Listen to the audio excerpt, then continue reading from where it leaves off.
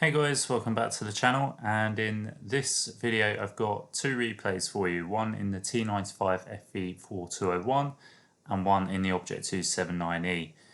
These tanks are coming up this week on Tuesday. They'll be available in the store and also for free XP. I think the Object 279E will be available for free XP and the FV4201 in the store for gold. So where you can find these, you can find them in the tank section under the premium section. If you go to filters, you can actually find them a lot easier just by selecting tier 10 and then obviously pick the nations that they belong to, which is Russian and British. Come out of the filters and it will take you straight to tier 10 where you'll be able to find the tanks.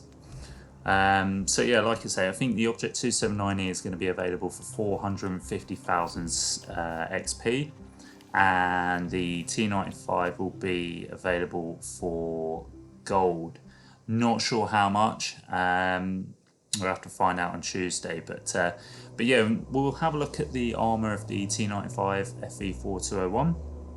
Now this tank, you can see, has a lot of turret armor. So essentially this is very similar to the Chieftain Tech Tree tier 10, where you just play it hold down really. The one thing I'd say this has over the Chieftain is its cupola isn't as big, so it's going to be quite hard to hit the cupola like you can with the Chieftain. So equipment set up for this, I've got optics, gun rammer and vert stabs. And the crew I put on this is Born Leader, Rapid Reload, Sixth Sense, Steady Aim, Snapshot, Situational Awareness, Trap Mechanic, the ammo storage, and the run, I think it's run and gun.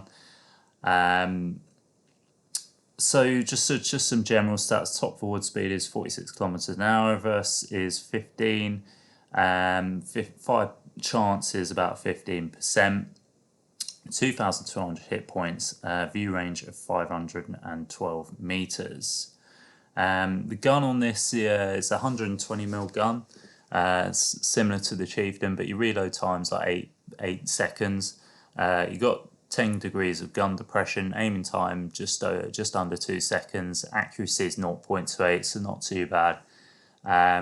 These carry APDS rounds, sorry. And also HESH. Your HESH penetration is 140mm, by the way, so that's quite good in the HESH. Something to bear in mind. You've got 280 on your Prem and 245 on your standard rounds. The armor damage is about 440 alpha and then 530 on your HESH. So what we'll do is we'll get into the gameplay and we will just look. Yeah, we'll look at how this thing handles, how it plays. And yeah, it just sort of gives you a general idea. To be fair, most people should have this tank. It's been in a couple of giveaways recently by Wargaming, and has been available sort of for free XP or gold at certain points of its life. It's been in the game for quite a long time, basically. This is the unskinned version of the Valor. So the Valor, I remember, was one of, I think it was the first tier 10, no it wasn't the ultimate, but it was a level 100 tank you could get in the first ever season pass, if I remember rightly. Because I think the Barask was the unlimited pass tank for that season. So here's the unskinned version, and we're coming over to the forest. We're on Muravanka here, and I'm essentially just going to try and play hold down here. The reload on this tank, it's a bit longer than the Chieftain. If I'm honest, out of the two, you're better off with the Chieftain for DPM. Chieftain, I think you can get back down to just under 7 seconds on the reload. I think like 6.5 if you've got food and rammer and all that sort of stuff on it. Whereas the unskinned Valor is a little bit longer.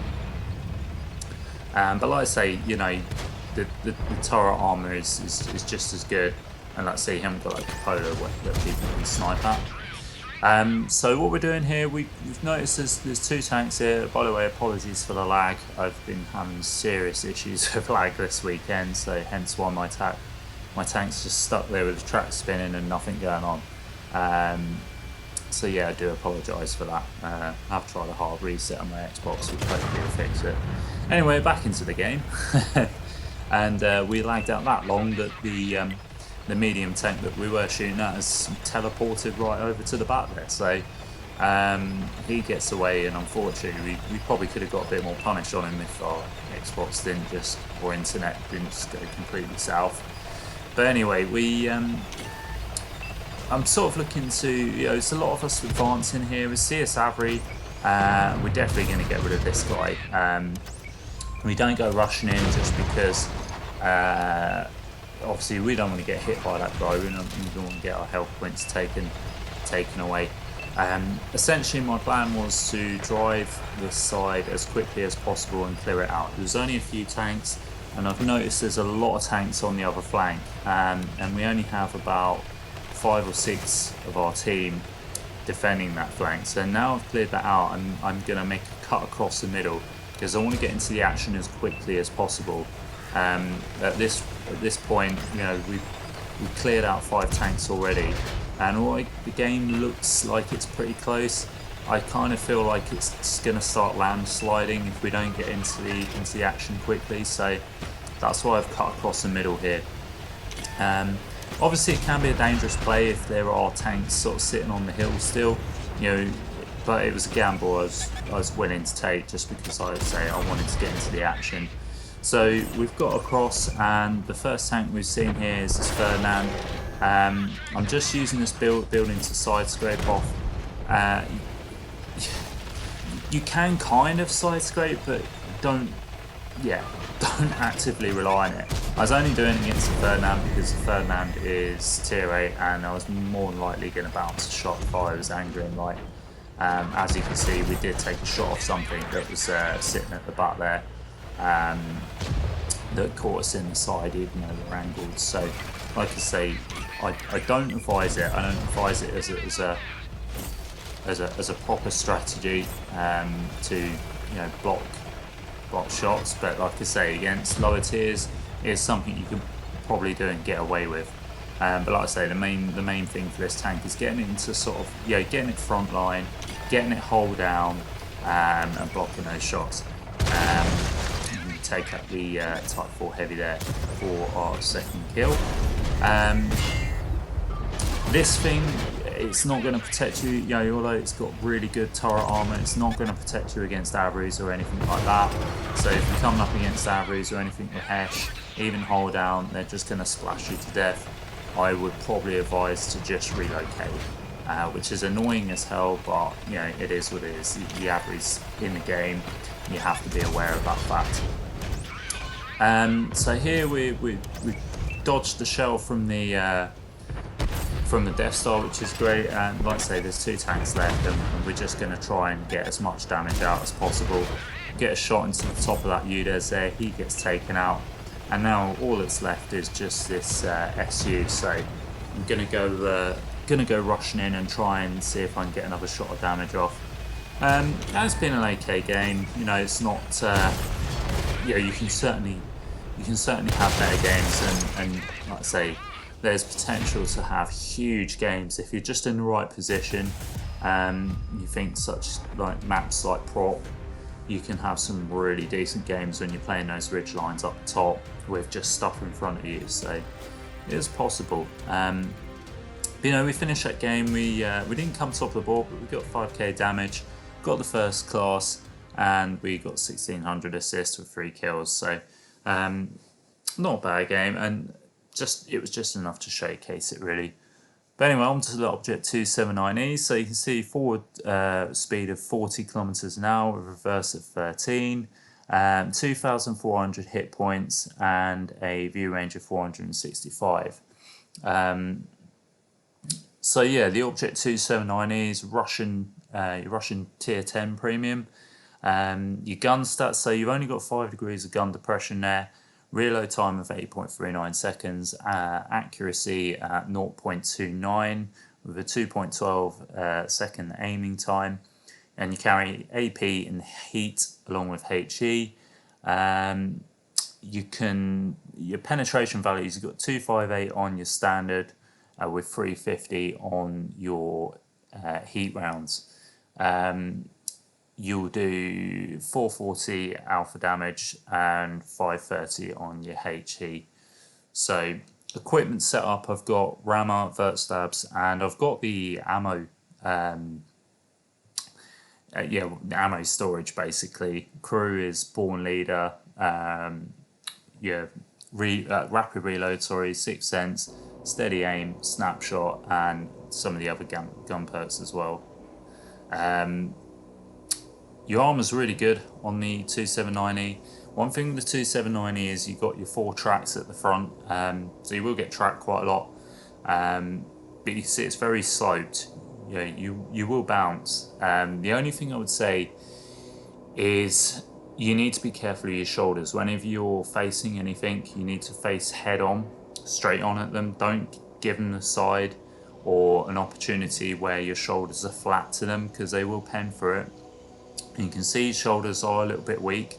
The only other thing as well, which I will show in a minute, is you've got an ammo rack on the right hand side here.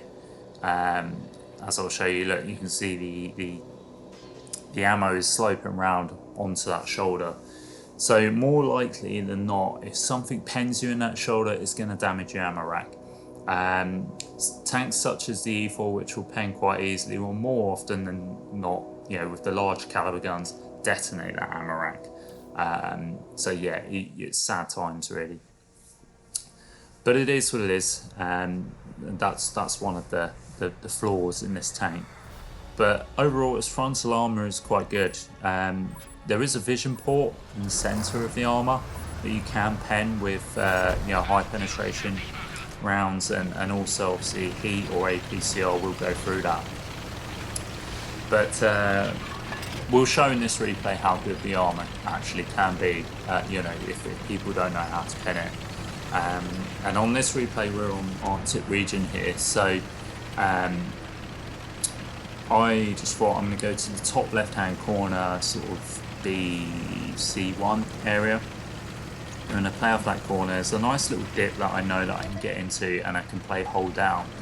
Now also you don't have, you've only got 5 degrees of gun depression here, so you can't play this like the Valor. It's not hold down. Well, you can't get the gun depression to properly play hold down. However, if you can get in sort of a little sort of dip as such, where, I mean, look, I'll show in this position where I'm going to go to. It's quite ideal really, because you're in a little dip and you're shooting upwards. Obviously, it does come with it did come with its risks of people are going to be shooting down on you, so your armor is a bit more flat to them. However, we'll just get into it and I'll kind of explain what I was doing and how I was doing it, and the reason behind it basically. So anyway, we get to this corner, we got a lot of support, which is good. Initially I was going to sort of sit here, see what was up there, try and get some shots in, take some shots. Now, again, I've noticed I have my side to them, and that could have been costly there. But I've now gone frontally on here. I'm trying to get shots into the side of that a mil or two, but struggling quite a bit. I'm just waiting to see what we can get shots on. Sorry, not a mil or two.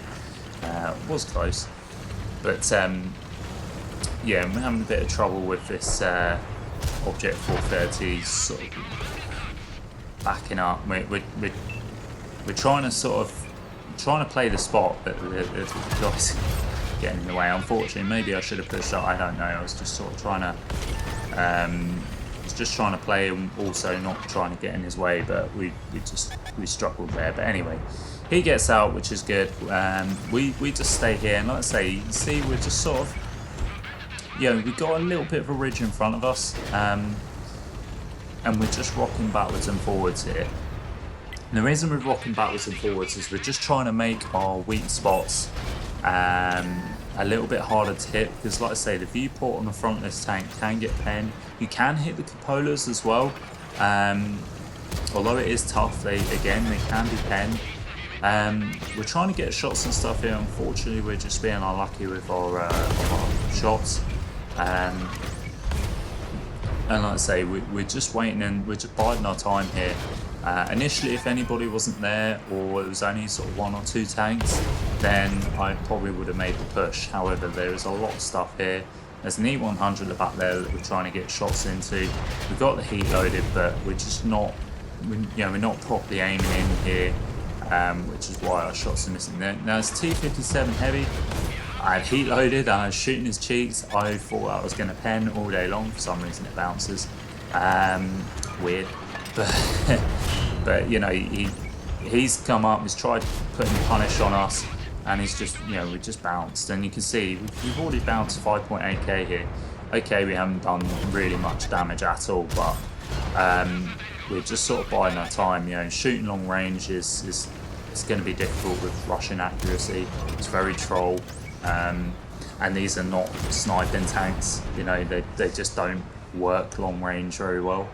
And we're trying to see if we can get a shot in the E100 here, but he's just sort of backwards and forwards, and it's making it hard to hit. But luckily we do get a shot into the top of his turret there, hitting that bar. It's now, yeah, I thought he was going to make a play there, but I think he sort of had second thoughts. There is, I think there's only 3 or 4 of us now. I think one of the mediums did bugger off, so there's me, this Valor, and this Italian TD here covering this corner. And we're just, like I say, just biding our time. It's quite a slow gameplay at the moment, but you know, we don't want to make any stupid decisions. The C100 is backing out, and luckily gives us a shot into his turret cheek, which we're able to oblige. Now he's fully pushing. Unfortunately, we get the shot into his track there, which was poorly aimed. However, he's in a lovely position for us now, where he's given us the top of his turret, and yeah, I'm going to oblige, and I'm just going to get a shot in. However, I see that T57 poking up, and I just decide to take the opportunity to shoot him. He was more of a threat to me than the E100, and like I say, I was confident I could take out the E100 once the T57 was there. We're still getting targeted here. However, now that we killed the E100 and T57, I made this decision to stop pushing. Kron is still up, and again, this could have gone bad, but I was sort of confident that the enemy wasn't going to put any punish on me.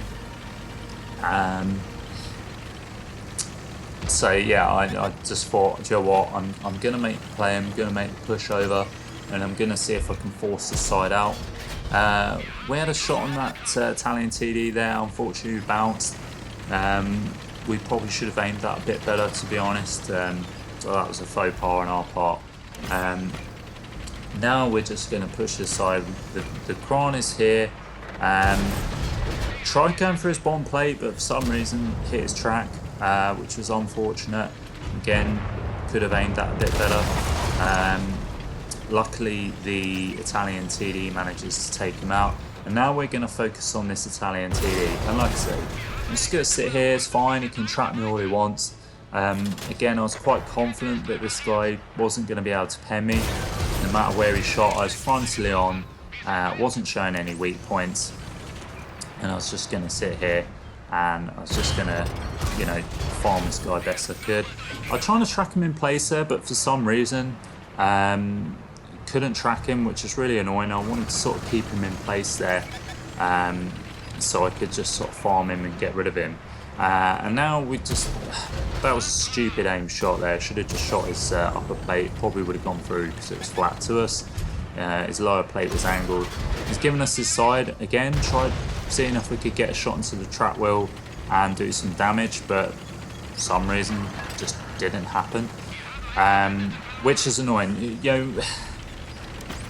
Poor on my part, because if we'd just aimed our shots, we could have got that guy out quicker.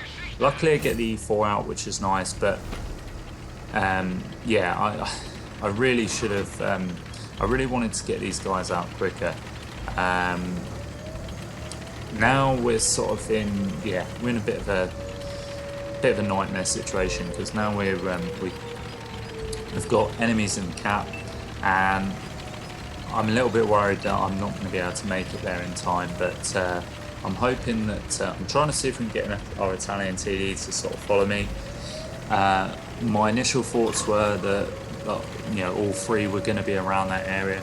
I've also noticed that I only have 9 shells left, which isn't great, and I've loaded the HE just purely for the fact that I want to get straight to the cap, and I want to be able to shoot what's in the cap and get the reset.